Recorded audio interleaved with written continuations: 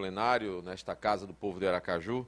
Eu quero cumprimentar todos que estão à mesa, cumprimentar todos que estão também aqui acompanhando, parlamentares, colegas vereadores, autoridades, pessoas do povo, movimento organizado que luta pelo transporte público de qualidade, aqueles que acompanham esta sessão. Quero começar, vereador Max Prejuízo, parabenizando a iniciativa. Eu acho que nós precisamos, efetivamente, criar cada vez mais espaços para debater esse tema, que é um tema, como todos sabemos, de interesse geral, é um tema que suscita um conjunto grande de preocupações, de responsabilidades, um conjunto grande de correções que precisam ser feitas, e nós entendemos esta iniciativa como um passo nesse sentido. E os passos que são dados nesse sentido, evidentemente, precisam ser valorizados, considerados e elogiados. Então, começo parabenizando a iniciativa.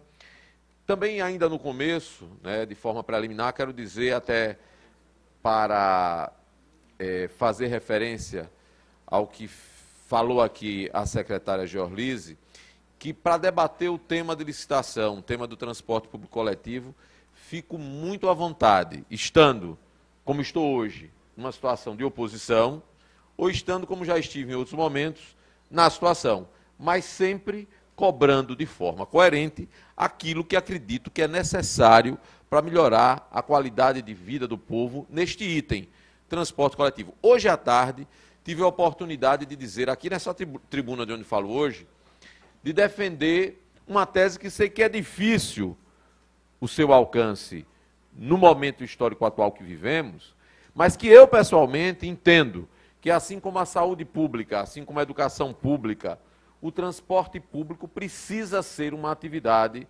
garantida pelo Estado brasileiro, garantida pela organização estatal.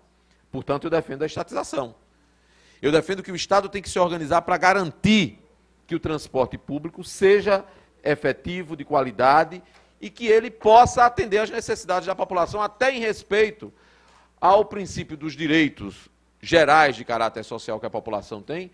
Inclusive, é um outro direito, que é o direito de locomoção, assegurado na Constituição Federal, que hoje ele envolve, inclusive, o debate relativamente à mobilidade, a você poder se locomover dentro do Estado, dentro do município, dentro desse país. Então, é um debate realmente muito complexo, que tem muitas vertentes, que tem as análises que são feitas com base nos interesses do setor privado, que obtém lucro com a exploração do serviço, tem vertentes que são baseadas numa visão mais social da importância que tem o transporte coletivo, chegando à defesa que faço aqui. Sei que é difícil de introduzi-la, até de debatê-la na conjuntura que a gente vive, mas é isso que eu acredito, a gente precisa avançar para chegar nessa etapa da vida da organização social e política no nosso país.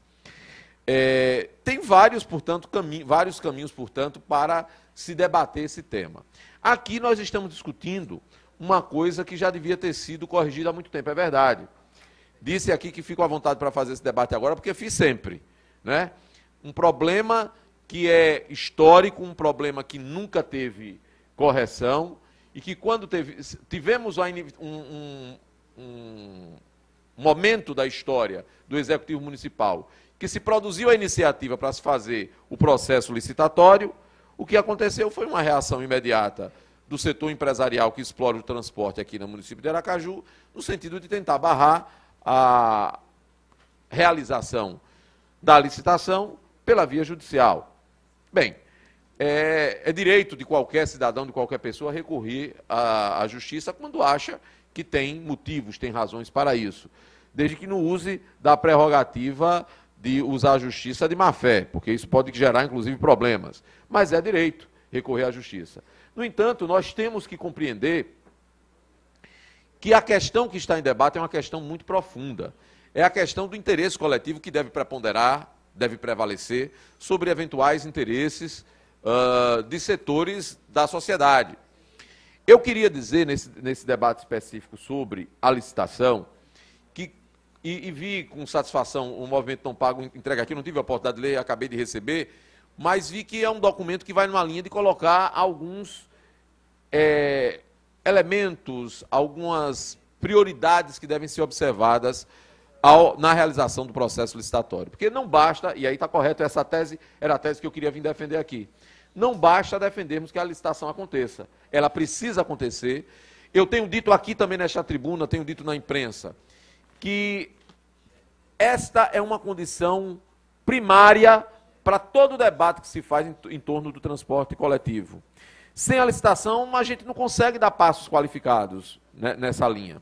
Sem que ela aconteça, nós vamos continuar debatendo sobre um patamar muito rebaixado aqui no município de Aracaju e nos municípios que também são abrangidos por esse sistema de transporte coletivo. Portanto, ela é uma condição indispensável, mas nós queremos que ela aconteça, entendemos que ela é urgente e está atrasada, mas não basta defender que ela aconteça. Ela tem que acontecer obedecendo a critérios, obedecendo a um determinado nível de exigência de qualidade para a oferta do serviço, que a experiência que nós temos acumulado tem que servir para nós. O debate sobre a falta de qualidade na oferta do serviço de transporte coletivo aqui e na região metropolitana de Aracaju é um debate antigo. Eu praticamente me constituí como ser político acompanhando este debate. Vivi como ser humano a dificuldade disso, porque não é uma dificuldade nova, não é uma dificuldade recente, é claro que ela se agudiza na medida em que você vai tendo o crescimento populacional, na medida que você vai tendo o crescimento da própria cidade, na medida que você vai tendo as maiores dificuldades de mobilidade urbana, na medida que você vai tendo uma maior ganância de setores empresariais que priorizam apenas o lucro, sem observar o caráter social do serviço que prestam. Mas esse problema não é recente, não é novo, ele tem piorado, mas ele não é recente. Eu, como usuário de transporte coletivo, que fui durante praticamente toda a minha vida de estudante, né, já sofria na pele o que significava ter que me deslocar para ir para a Universidade Federal de Sergipe, andar de uma distância incrível para ter acesso ao transporte que chegava lá à universidade. Porque de onde eu morava até onde passava o transporte coletivo tinha uma distância muito grande, tinha que andar bastante. A demora, a falta de respeito ao horário, portanto, são coisas, são problemas que são antigos. Isso tem que valer de alguma coisa para que nós possamos, na hora de realizar o processo licitatório, ter critérios, ter elementos que possam... Eu estava ontem fazendo um debate com companheiros idosos e houve uma queixa generalizada em relação a como eles são desconsiderados no que diz respeito à oferta do transporte coletivo. Como eles são deixados nos pontos de ônibus por uma falta de visão, de preparação de quem atende a população, como eles são taxados, a discriminação é tão grande, eles diziam, eles já têm na cabeça um nível de preconceito enraizado e expressões que são utilizadas contra eles do tipo 0800, porque os idosos têm legalmente assegurado uma conquista, a gratuidade, e aqui a gente ouve permanentemente o debate sobre como a gratuidade é prejudicial ao sistema como um todo. É engraçado, é tão prejudicial que os empresários não querem largar o osso. É tão prejudicial, é tão pequeno o lucro que eles obtêm, que eles não largam o osso e não querem permitir sequer que se realize o processo licitatório. Se esse fosse um sistema realmente do ponto de vista da obtenção de lucro, não teria tanta disputa para se manter o controle sobre os lucros, né, que essas empresas fornecem. Então, as queixas eram essas, 0800, idade vencida, sempre de forma preconceituosa, depois procurado por uma mãe que dizia que o filho também, o filho é uma pessoa com deficiência, com certo grau de autonomia, mas que para exercer o seu direito à gratuidade assegurado, sofre o tempo todo preconceito, retaliação, de forma que ele fica, inclusive, de certa forma, impedido de fazer uso desse direito que ele tem. Então, essa é uma outra preocupação que nós temos que levantar, é como atender a população que se serve do transporte coletivo sem constrangê-la, sem discriminá-la, sem abandoná-la, né? Os idosos que, na hora que botam o pé no ônibus, o ônibus já racha, eles caem, eles têm problema. Mas não é só isso. Nós temos que lembrar que quando tratamos da questão do transporte coletivo, os padrões que nós adotamos aqui são muito rebaixados. Nós parece que terminamos nos convencendo de que podemos usar o transporte coletivo com esse padrão que tem aí. que é um padrão. Eu participei de um ato recente promovido aqui pela CUT, pelos movimentos sociais que defendem o transporte coletivo de qualidade, e o que nós observamos, a alegoria que se fazia era a utilização de uma carroça para mostrar uma comparação entre o tipo de ônibus que é oferecido à população e a carroça. E, sinceramente, às vezes tem carroças que parecem que são mais bem cuidadas do que alguns ônibus, porque nem toda carroça é também desprovida de cuidado. Os ônibus têm essa dificuldade. Então, na hora de fazermos um processo licitatório, o que nós aprendemos em termos de precariedade na oferta desse serviço tem que ser levado em consideração para nós termos mecanismos, travas, que impeçam que isso aconteça.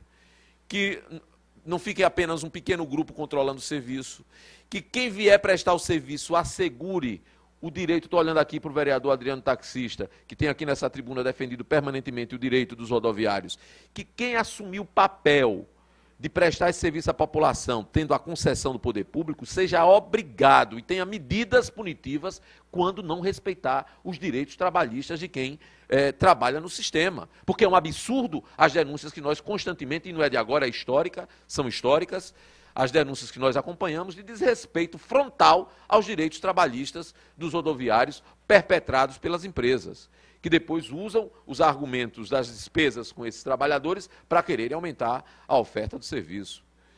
Então, senhoras e senhores, eu acho que é pertinente termos esse espaço. Eu, para concluir, senhor presidente, quero dizer que entendo que todo espaço de debate ele é fundamental, porque ele é preparador de uma etapa que espero que nós consigamos cumprir com esta frente. Porque esta frente não se basta em si mesma. Criá-la é um ato simbólico, importante, mas ela só terá efetividade se a partir dessa criação nós conseguirmos dar desdobramentos efetivos àquilo que venha minimizar, resolver, melhorar, garantir a qualidade do transporte coletivo nos municípios que nós aqui representamos. Então, que essa frente parlamentar ela possa garantir o início de um processo de debate importante, mas que ela possa contribuir com a formulação de políticas que sejam transformadas em ações concretas por parte do poder instituído, do poder público, para que o transporte coletivo tenha outra qualidade, e pode ter, e deve ter, e é possível ter. Não é impossível. Agora, tem que mudar a lógica, tem que haver fiscalização, parte do poder público, tem que haver controle, a licitação tem que ser bem formulada, nós temos que ter um compromisso social com a oferta do serviço. O motor do funcionamento do sistema não pode ser apenas acumular lucro, o motor tem que ser a garantia do serviço social prestado com a qualidade que o povo precisa, porque o debate que nós estamos enfrentando de questões ambientais, de dificuldade de mobilidade urbana, eu não tenho dúvida, se nós ofertarmos à população um sistema de transporte coletivo eficiente, de qualidade, seguro, confortável, cumpridor do horário, que tenha garantia do mínimo de conforto dentro do ônibus, mas também nos locais em que se espera o ônibus, que não pode ser locais de espera demorada, mas tem que ter um mínimo de conforto, de proteção. Tenho certeza que a população vai passar a se valer muito mais do transporte coletivo do que do transporte individual. O problema é que aqui nós terminamos priorizando sempre o individual, o particular e penalizando o que é coletivo. É assim que nós estamos vendo agora. A política de incentivo que a gente vê é sempre numa linha de garantir facilidades para a aquisição de transporte veicular individual. Quando o transporte coletivo precisa de mais estímulo, de mais incentivo para que a gente melhore a oferta para a população. Então, que essa frente, vereador Marcos Prejuízo, ela seja instrumento de promoção de todas essas questões e de busca de alternativas a esses problemas. Presidente, eu estou consultando com muita satisfação, ouço a parte de Vossa Excelência. Muito obrigado. Eu gostaria de intervir, dizer que essa grande reunião aqui, com os vereadores, mais uma vez parabenizar de forma brilhante. Sem dúvida, eu acho que a iniciativa, como eu disse aqui, a iniciativa ela é importante, temos que valorizá-la. Eu, por exemplo, a presença é o sintoma de que esse espaço é valorizado por mim, pelo meu mandato. Agora, o que eu estou desejando aqui, vereador, é que nós consigamos dar desdobramentos concretos e efetivos ao que iniciamos. Porque às vezes, a gente se entusiasma, porque no momento está em... E isso eu acompanhei muito aqui como vereador, acompanhei como deputado federal, acompanhei como sindicalista, acompanhei como homem do povo.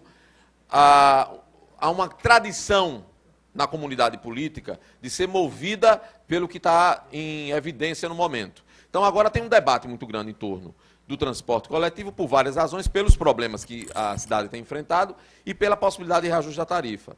Passado esse momento, a tendência é de haver um certo recrudescimento em relação às ações para buscar as alternativas. O que eu estou desejando aqui é que esse coletivo, que aqui demonstra interesse, vontade, participação, sinta-se permanentemente estimulado a construir essas alternativas. Mas eu vi a presidente vereador Roberto Moraes pedir uma parte, pois não. Eu queria saudar e convidar para fazer parte da mesa doutor Carlos Augusto, presidente da secção Sergipe aqui do OAB. Satisfação muito grande Vossa Excelência estar aqui presente neste evento. Obrigado, presidente. Então, para concluir, só duas questões que eu queria colocar. Uma é que nós precisamos lembrar que há um dispositivo constitucional, aí estou me referindo à Constituição Estadual, que trata da responsabilidade de toda iniciativa que visa a constituição de ações de caráter metropolitano. Então, temos que estar atentos a esse dispositivo constitucional, nas ações que essa frente vai estar, porventura, propondo. Essa é uma questão que não podemos prescindir, não podemos esquecer. E a outra questão que acho também, para concluir aqui, temos que parabenizar, é a iniciativa aqui da mesa diretora, no sentido de termos esse diálogo com o judiciário. Claro, são poderes independentes, autônomos, cada um com uma função específica, mas nada impede de que os poderes dialoguem. Eu acho que essa iniciativa marcada para a semana que vem, nós temos que aproveitá-la como um momento de dialogar. O judiciário vai, claro, seguir os caminhos que são os caminhos da própria justiça, né, mas dialogando com os outros poderes, mostrando, cabe a nós, representantes do povo, mostrar a importância desse procedimento para melhorarmos a situação da população e, com isso, dar a nossa contribuição. Então, era isso. Eu agradeço a oportunidade. Sintam-se todos os que não são daqui muito acolhidos nesta casa que é nossa, né? E vamos dar continuidade a esse debate, porque é tarefa nossa. Eu discuto transporte coletivo desde que eu sou muito novo na militância, não na militância política, na militância social, na militância estudantil. E acho que esse debate não está superado, muito pelo contrário, cada vez mais ele se torna necessário. Então, é nossa tarefa dar cabo a essas discussões e, principalmente, implementar as soluções necessárias. Muito obrigado, uma boa noite a todos. Eu esqueço de dizer que também não vou poder me demorar muito, porque já tinha também uma atividade, eu estava nela, vou acompanhar aqui até quando puder, mas vou retornar para a finalização da outra. Eu agradeço a oportunidade, senhor presidente, e obrigado a todos que acompanharam.